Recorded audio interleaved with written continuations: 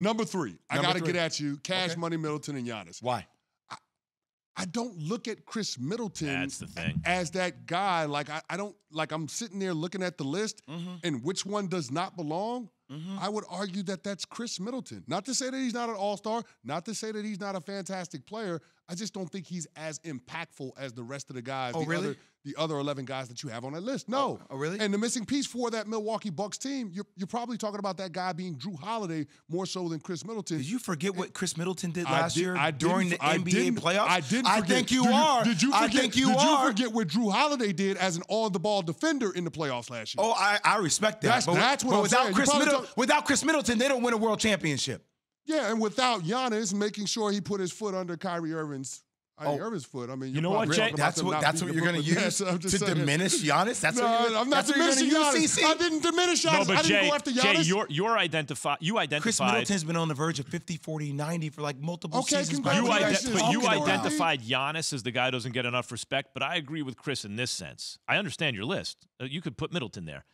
Middleton is the guy. People know Giannis is an elite player. Yes. Middleton is sometimes an all-star, sometimes not an all-star. And you're putting a lot on, which I'm one of these dudes. I agree with Jay with this. If you show up when it matters most and you're a borderline all-star, but I know I can rely on you in the big games, I want you. I want you on my team.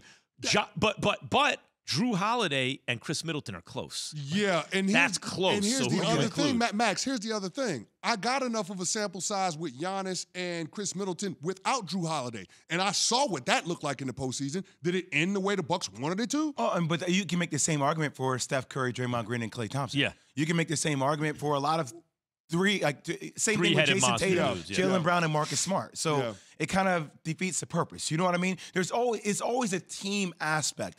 But does it suggest, Jay? Does it suggest that maybe Dre and Steph shouldn't be number 2 on the list because without Klay, Dre almost as much as Steph has revolutionized basketball. I get it. But without Klay, it ain't the same. Whereas KD and Kyrie will kill you, just the 2 of those guys. Okay. Jaylen Brown and Jason Tatum will kill you. Just the 2 of those guys. Joel Embiid and James Harden. You guys are tripping on that. Jaylen Brown and Jason Tatum will not just kill you. Putting too much on the scoring? Marcus Smart is the leader of the team. Whose team is it? If you watch a Boston Celtic game, every huddle is being led by Marcus Smart. I have another question. Every single one. Time, possession, understanding where they are, pushing defensive principles, pushing up on the ball, intensity. It's all led by Marcus leadership Smart. Intangibles absolutely matter. Guys, I want to get this in because I'm curious genuinely about your answer, Jay. No AD and LeBron on the list. No, why would I have that? But when they won in the bubble, I assume they'd have been number 1 on the list. 2 years ago. Right? 2 years ago. What is it, just the injuries that have changed in your view? Why? I'm wondering. Yeah, I haven't seen enough of AD this year. Let's talk to Cece. He's a Lakers fan. He watches all their games. Same with me. I haven't seen 1 out of every 3 games in his Lakers career has been a DNP.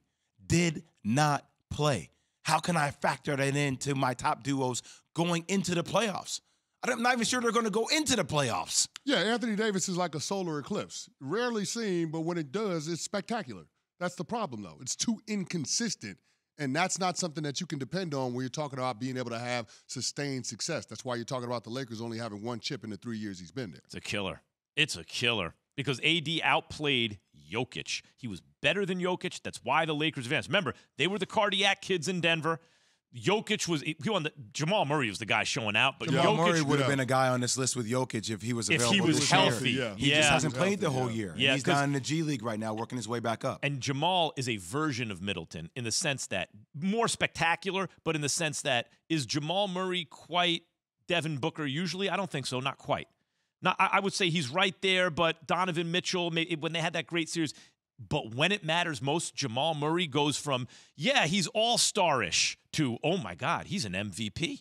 That means something to me. That's why I'm with you on Middleton and Giannis. Well, and the conversation goes next year. I'm telling you right now, if Jamal Murray and Michael Porter Jr. are healthy, I'm going to pick the Denver Nuggets to win it. But Porter Jr. is kind of like banking on AD, right? Like he's kind of starting off his career that way with the back injury and the draft history of the back, but he got a rookie extension. That's kind of what happened with Embiid at the start of his career, right? Yeah. A couple of years. It kind of goes back to even the R.J. Barrett conversation we had the other day about the Knicks.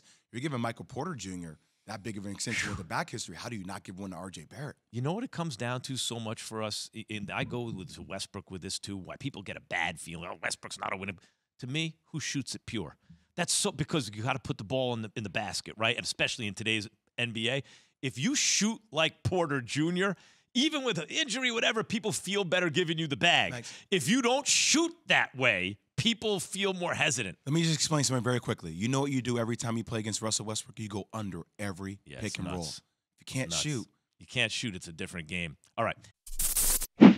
Thanks for watching ESPN on YouTube. For live streaming sports and premium content, subscribe to ESPN Plus right now.